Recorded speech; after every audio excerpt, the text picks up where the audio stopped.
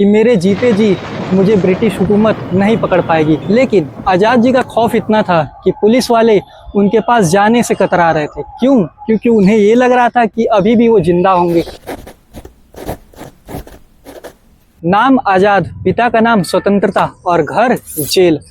ये कहानी है करीबन आज से 100 साल पहले की, जब एक 15 वर्षीय लड़के ने भरी अदालत में जिला मजिस्ट्रेट के सामने उनकी आंखों में आंखें डाल के कुछ ये बात कह दी हो और पूरा उस समय कोर्ट रूम चुप रह गया हो। शायद वो कोई दीवाना ही था जो कुछ इस प्रकार की बातें कर गया कि मेरे जीते जी मुझे ब्रिटिश हुकूमत नहीं पकड़ पाएगी। और जब ऐसा दिन आया कि ब्रिटिश हुकूमत उनको पकड़ ले, तब उन्होंने अपनी राइफल निकाली, अपनी कनपट्टी पे लगाया और खुद को गोली मार ली। मैं बात कर रहा हूँ चंद्रशेखर आज़ाद जी के बारे में। चंद्रशेखर आज़ाद जी, इनका जन्म 23 जुलाई 1906 मध्य प्रदेश के भाभरा नामक गांव में एक सामान्य ब्राह्मण परिवार में चंद्रशेखर तिवारी का जन्म हुआ। जन्म से ही हठी, जिद्दी और शैतान प्रकार का लड़का। पढ़ाई में सामान्य था, लेकिन जिद पत्थर के समान। समय बीता और समय आया 1921। जलियांवाला बाग हत्याकांड हुआ। महात्मा गांधी ने असहयोग आंदोलन शुरू किया। असहयोग आंदोलन जब अपने चरम था, तब चंद्रशेखर आज़ाद ने भी इसे ज्वाइन किया और नतीजा ये निकला कि 24 दिसंबर को पुलिसकर्मियों ने उन्हें गिरफ्तार कर लिया और 2 हफ्ते बाद जिला मजिस्ट्रेट के सामने पेशकश हुई उनकी। और वो दिन एक ऐसा दिन था कि क्रांति के भविष्य को एक अलग ही रास्ता दे दिया। और उस दिन जब जिला मजिस्ट्रेट ने तिरस्कार भरी नजरों से उनसे पूछा कि नाम क्या है तेरा, तो जवाब में मिला आज़ाद। पिता का नाम क्या है? स्वतंत्रता। और घर कहाँ है तेरा? तो जेल।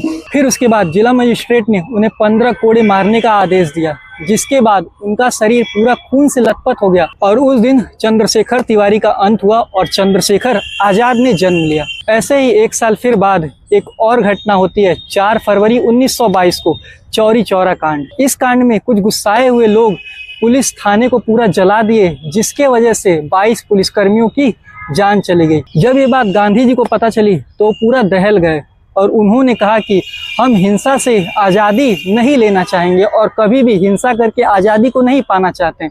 इसी कारणवश उन्होंने असहयोग आंदोलन को वापस ले लिया, जिस कारणवश लाखों युवा प्रभावित हुए। उनमें से एक थे चंद्रशेखर आज़ाद भी। चंद्रशेखर आज़ाद को उस दिन समझ में आया कि अहिंसा की बदौलत ही नहीं सिर्फ आज़ादी पाई जा सकती, बंदूक से भी आज़ादी ली जा सकती है। चंद्रशेखर आज़ाद की एक लाइन थी कि मौत से डरते वही हैं जो गुलामी में जीना चाहते हैं।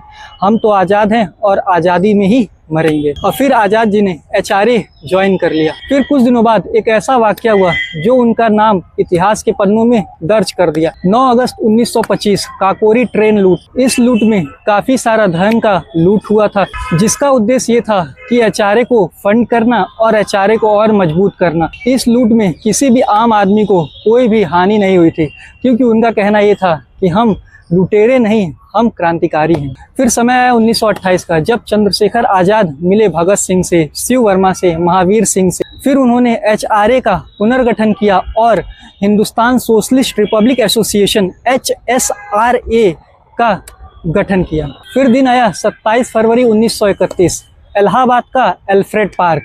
सुबह की हल्की धूप थी। आज़ाद जी अपने मित्र से मिलने आए हुए थे, लेकिन किस्मत को तो कुछ और मंजूर था।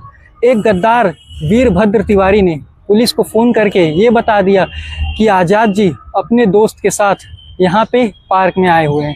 फिर पुलिस वाले कुछ ही मिनटों में पूरे पार्क को घेर लिए और देखते ही देखते पूरा पार्क पुलिस वालों से और हथियारों से भर गया था। और उस समय इतनी ज़्यादा गोलियां चली जिसका कोई रिकॉर्ड नहीं। पुलिस अफसर चिल्लाते रह गया कि जिंदा पकड़ो, जिंदा चाहिए हमें वो।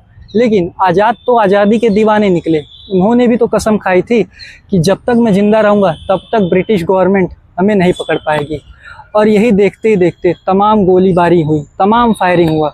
आज़ाद जी ने अपने दोस्त से कहा कि तुम यहाँ से निकलो, क्योंकि तुम्हें यहाँ से जिंदा निकलना बेहद ज़रूरी है। तुम यहाँ से निकल जाओगे तभी ये आज़ादी की लड़ाई और आगे तक जाएगी, वरना ये लड़ाई यहीं ख़त्म हो जाएगी। फिर उसके बाद आज़ाद जी घायल होने के बाद भी खून से लथपथ बाएं हाथ से फायरिंग करना शुरू की और जवाबी फायरिंग में 3 पुलिस वालों को मौत के घाट उतार दिए। और पुलिस वाले भी काफ़ी फायर कर रहे थे। उस बीच जब आज़ाद जी को मालूम चला कि उनके पास सिर्फ एक गोली बची है, तब उन्होंने आसमान की तरफ देखा, हल्की सी मुस्कान दी और वंदे मातरम का नारा लगाते हुए खुद की गोली खुद के कनपट्टी पे चला दी।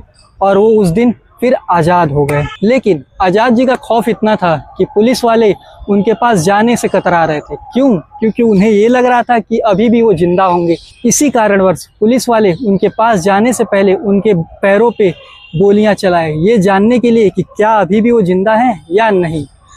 इसके बाद पुलिस वाले उनके पास गए और फिर पता चला कि वो अमर हो चुके हैं। उस समय इलाहाबाद का दृश्य कुछ ऐसा था कि पूरे इलाहाबाद में भीड़ उमड़ी हुई थी और पूरे इलाहाबाद में एक ही नारा गूंज रहा था कि चंद्रशेखर आज़ाद अमर रहें, चंद्रशेखर आज़ाद अमर रहें। अगर आपको इस वीडियो में कोई भी ऐसा पार्ट जो अच्छा लगा हो तो इस वीडियो को ज़रूर से ज़रूर लाइक करें और शेयर ज़रूर करें। और हाँ, कमेंट बॉक्स में जय हिंद जय भारत ज़रूर लिखें, चंद्रशेखर आज़ाद अमर रहें ज़रूर लिखें। भारत माता की जय, चंद्रशेखर आज़ाद अमर रहें। दोस्तों, कल 15 अगस्त का दिन है और हम इस समय Alfred park means company garden, जिसका इस समय प्रेजेंट नाम शहीद आज़ाद चंद्रशेखर पार्क भी है, और हम इस समय यहाँ पार्क में मौजूद हैं अपना एक डॉक्यूमेंट्री वीडियो शूट करने के लिए। जा सकते हैं। और इस डॉक्यूमेंट्री वीडियो शूट करने के लिए ये अभी खैर माइक टेस्टिंग और कैमरा चेकिंग हो रहा है, और हमारे कैमरामैन दिव्यांशु पाल हैं हमारे पीछे हमारे साथ। बाकी आप हमारे साथ देख सकते हैं पीछे कितनी भीड़ है, और ये भीड़ दिखाने का मकसद सिर्फ और सिर्फ ये है अभी कि हम अभी कैमरा क्वालिटी चेक कर पा रहे हैं और अपना माइक चेक करना चाहते हैं।